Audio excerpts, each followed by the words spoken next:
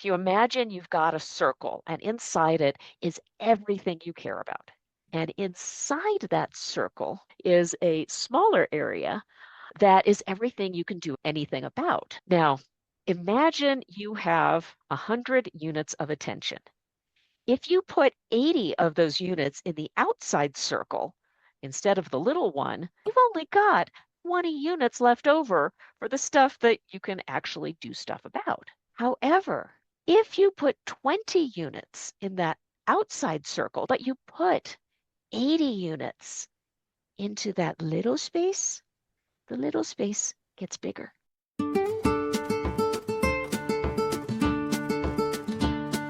Most of us think that paying attention and staying informed and caring deeply are all good things. And they are to a certain extent.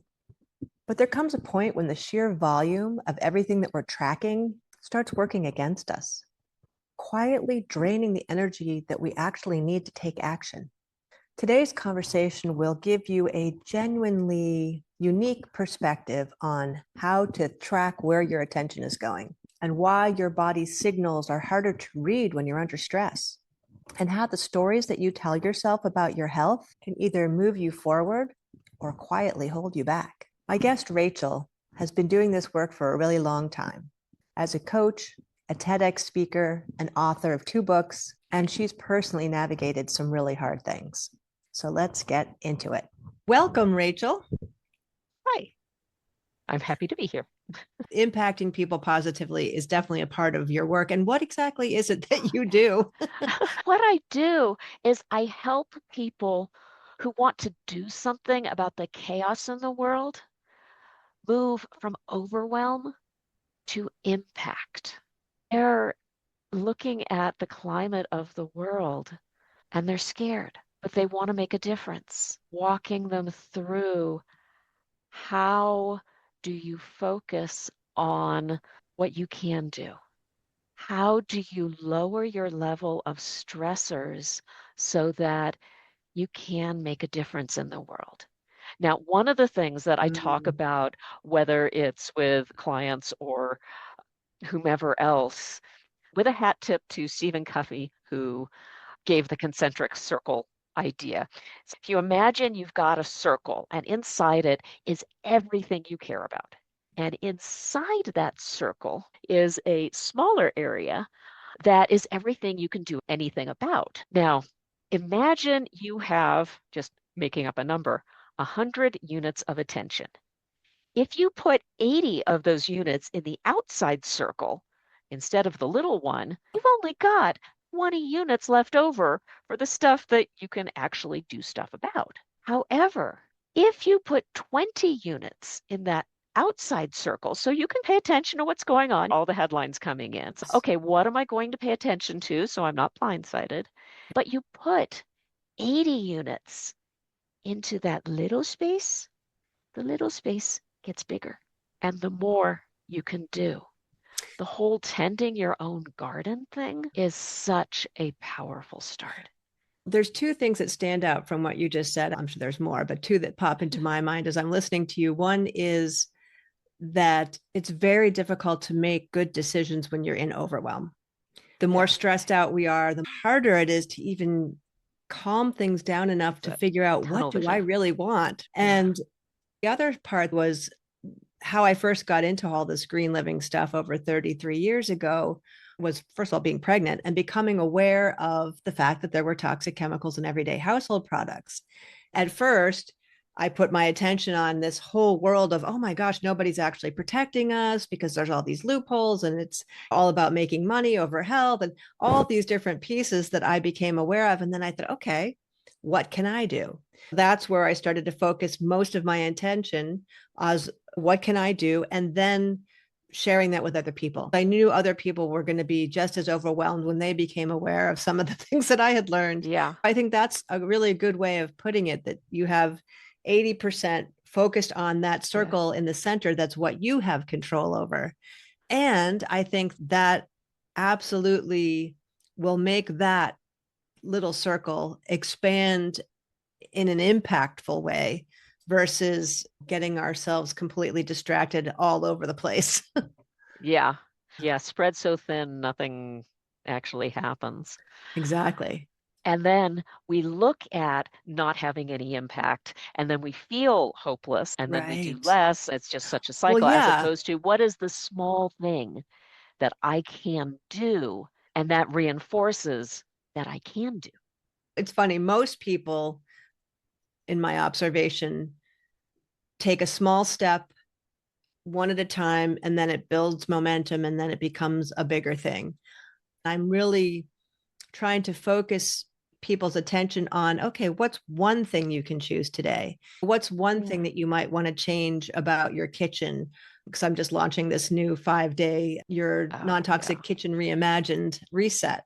One of the things that I'm focusing on is cookware, for example. That's where I think it's easier for folks to identify something that they control instead of looking at, oh my God, everything causes cancer. I'm overwhelmed. I can't possibly pay attention to any of this. I'm just going to shut it all Yeah. out. Yeah. Little things are cumulative, make a difference. Look at the type stuff I was eating 20 years ago versus now. And it was just like a little at a time realizing, okay, my body doesn't seem to like this, or I feel sluggish when I do that.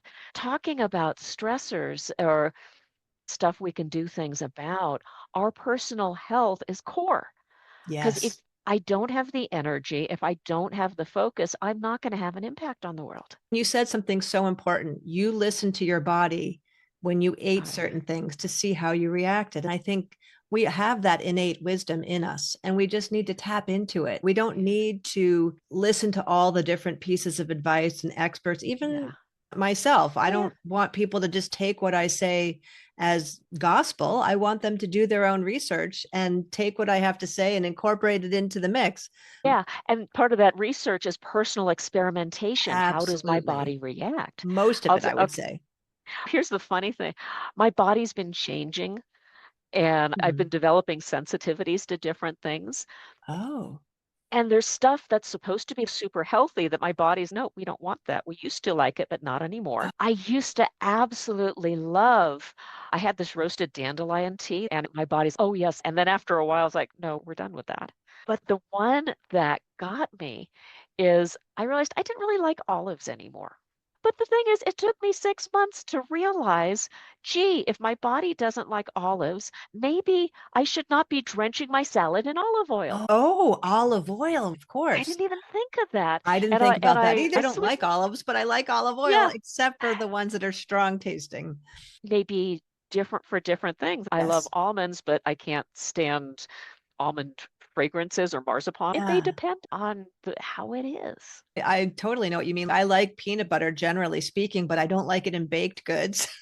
The other part of listening to my body that I find challenging is Mm, figuring out, okay, is it my actual body that's communicating or is it my colonizers? more about And that.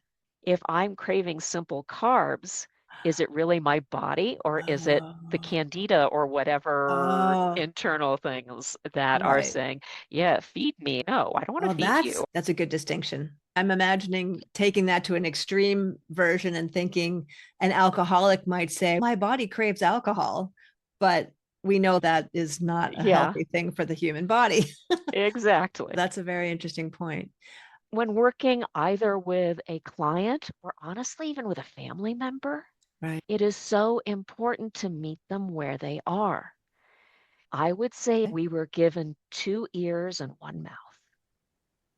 We need to focus on those human relationships and the connections with ourselves and the planet we live on in order to reweave the web of our society. Mm-hmm.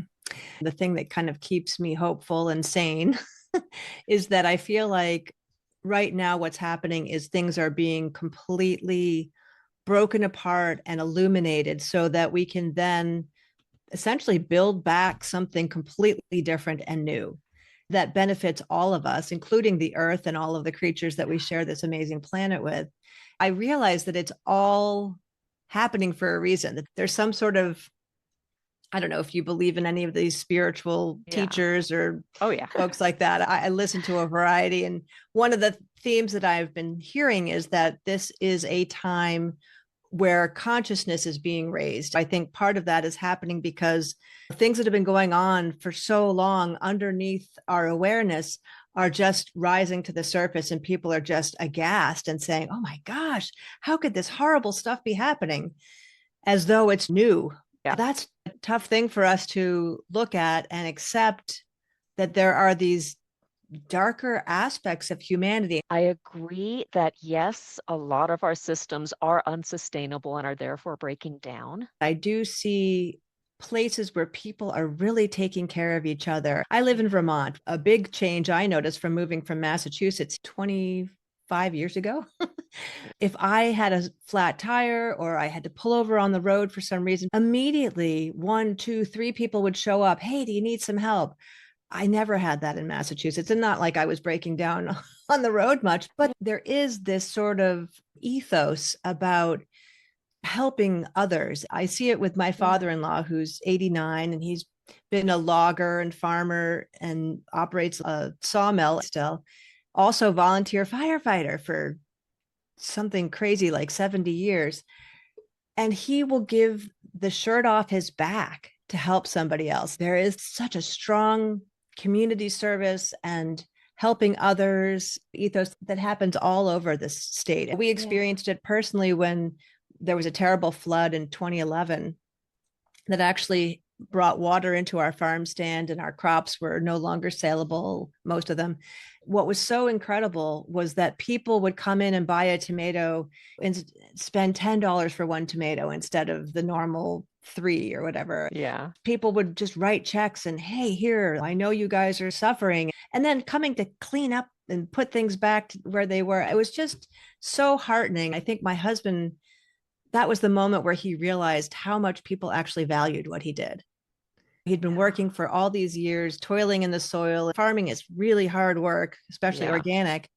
That was just a moment of, oh my gosh, people really appreciate this. Yeah. That's wonderful. When you wrote your book about rituals, did you do any kind of research as far as where rituals started, why they're so important, anything like that? A lot of it was just my personal experience with Okay. it. Most of my work is very pragmatic. It's stuff that I've done for myself. That way I know even if it may not help everybody in the world, I have a proof of concept, at least one, that I know one person that it helped. If I can frame it in a way that says, hey, this is something that helped me. If you are having this type of a challenge, maybe it can help you as well. Can you give an example of one of the rituals that you've Oh, used that helps you release stuff? about 3.5 years ago, my husband died of a sudden Oh, heart attack. oh dear. I'm sorry. It was not what we had planned. I can only imagine. I found myself filled with regret. So many things I wish I had learned earlier. Looking back, I contributed to our being unhappy, and so little I could do about it now. The ritual I chose is I lit a candle, a whole bunch of candles. I was raised Jewish. As a side note, I was studying some rituals. I wrote out all my apologies. I wrote out my anger, my frustration, so much journaling. And when I had cleared it to a point where I could release it, I did actually burn what I had written. I totally relate to that ritual. Yeah. Winter solstice, I've done that if I've had friends over and family members, and we all write down things that we want to let go of and then throw it into the fire. I love that ritual, actually. I feel like that connects us to our roots as humans. And what Fire is such a purifying thing. it is, it's not like a destruction of it, it's a transmutation. Yes, exactly. Like the phoenix rising out of the embers. Part of that, which I did not burn, was what am I to learn from this going forward? Oh, very insightful of you. all of these things that I wish that I had known earlier so I could have supported my husband more Mm. fully, I'd use with our kids. Oh, cool. And between you, me, and a wall, that TED Talk was a love letter to my husband. Oh, wow. You've written two books. What are the titles? The one we were talking about The is ritual Rituals one. of Release, How to Okay. Make Room for Your New Life. Nice. And the first book I wrote is Navigating Life, 8 different strategies to guide your way. I have to say 2 things about that. The first one is that I originally wrote the book because I had to prove to myself that I could finish a project. Oh, And what wow. was neat is that everything I write about in the book was what helped me write the book. All Oh, these different strategies and how do you stay on track and how do you reassess where you are? Are you going in the direction you want to go? Have you mm, changed where you want to go? How do mm. you make it integrated as a part of your life? And it worked. I published it originally in 2015. I rewrote it in 2017. It was a lot more congruent with who I had become at the time, An updated version. an updated version that I was a lot happier with. I got an email last week from a gentleman who was 77 years old who read my book and decided some time ago that he wasn't too old to try to improve himself and he was learning and doing things and he thanked me for writing it. That's awesome. It made me very, That's wonderful. What have I not asked you that you wished that I had? oh my goodness. I think that the question is, what is the importance of the stories we tell ourselves about things? That's a great one. I mentioned that I have certain sensitivities. This goes back to childhood. I had a toxic mold exposure, Ooh, which combined with the high school that I went to was a single building with insufficient ventilation, such yikes. that I was literally, by the end of school, losing consciousness. Yeah, Wow. I was embarrassed to wear skirts because my legs were mottled purple because my circulation was so funky. I thought that I was fragile. It's like I am at effect of my Oh, body and I can't trust it. After a while, we're talking like decade or something okay. passed, I realized it wasn't so much that I was fragile, it was that my system was overloaded. At that point, that gave me a focus of control back to what do I have control over? Okay, I'm not going to eat cheese. Okay, I'm going to avoid simple carbs. I'm going to start noticing what things fill up my system. I like using the analogy of a barrel, Yeah, me such too. that the higher things are in the barrel, the easier it is to Oh, overflow. So, yes. what can I do to lower the level? Be careful of what's in my body, be mindful of how it affects me. And over the years, I've gotten better. It was interesting, though. A couple of years ago, I was doing really well. I felt great, and it rained. Rain has an impact on me, both because I'm sensitive to the barometric change Oh, and it affects mold spores, where the drop in the barometric opens them because they're getting ready to be rained on. ooh. And in fact, when I was a child, my parents used to predict the weather. It's, oh, Rachel's crying again. It's going to rain. Oh, Uh, wow. That's intense. all of a sudden, I was spacey. I couldn't do things. At the time, I was in Paris. I was enrolled in a French immersion class out there. The story that came up was it doesn't matter how hard I try, I will still be at effect of my body. The story that popped up. I had thought I was doing so well and it rained. I am not capable and it doesn't matter and blah, blah, blah. Fortunately, I've been doing this long enough that I recognize that as a story. I was like, Yes. okay, hold on a second. Let's look at this. Yes. Yes, it did affect me. Yes, I am fuzzy headed. That's another one of my symptoms. It's difficult for me to focus. How Mhm. am I going to be able to do this French immersion class if I can't even have a conversation? But I decided to pull up one of my other mantras, which is do not let what I cannot do get in the way of what I can. Ooh. So I went to class and I explained that I couldn't really think, and I just took notes. I was there. I didn't follow along as well as I normally did, but I was there. I wrote notes and I figured I'd come back to it later. After a day or so, I was back and it was good. Huh. As opposed to looking at me 20 years ago, there is a chance I would have gone, oh, what's the point? I might as well eat chocolate. The whole idea of telling ourselves stories, do you see it as always a negative thing, or are Oh, there not times a when telling ourselves stories can actually be positive? stories can be incredibly useful for creating visions of your future, what you Almost like a want it to vision board. be, exactly who you're becoming. Stories can be very useful for making meaning of your past. That's Mhm. one of the things when I mentioned my regrets over things with my marriage. I went back and I looked at certain things. We were together for 25 years. Looking at things that happened in the earlier parts of our marriage and middle parts from who I am now, I realized I projected things on him, that he wasn't doing certain things that I thought he was doing. In retrospect, I actually had a much better marriage than I thought I did at the time I was going through it because I was so caught Oh, up in the stories at the time. Stories can be very useful tool. We need to be mindful of how we use them, what we're telling ourselves. Are they supportive of who we want to be? I happen to believe that as humans, we're just not capable of understanding capital T truth. It's just too hmm. complex to really get all of it.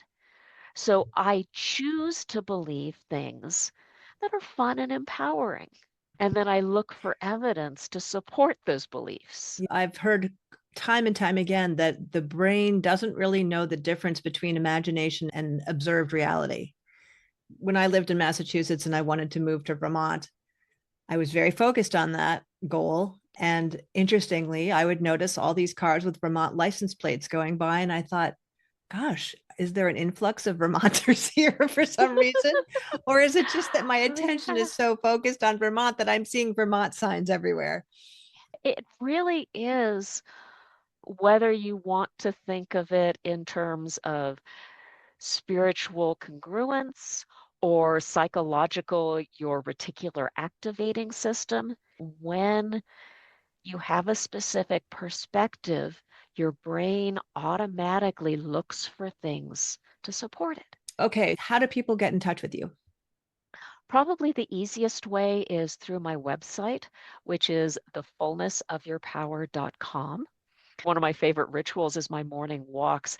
Oh, Again, yes. something I did for myself is I created a meditation to go with it.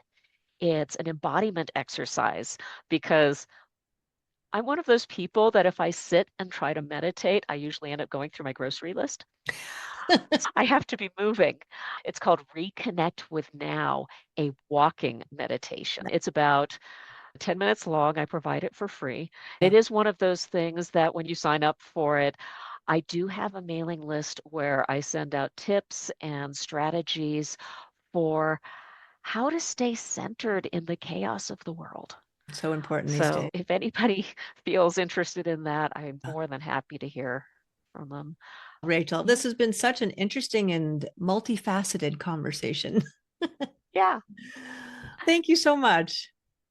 Thank you so much for the invitation, Amy. This has been wonderful, and I love the work that you are doing in the world. Oh, thank you so much.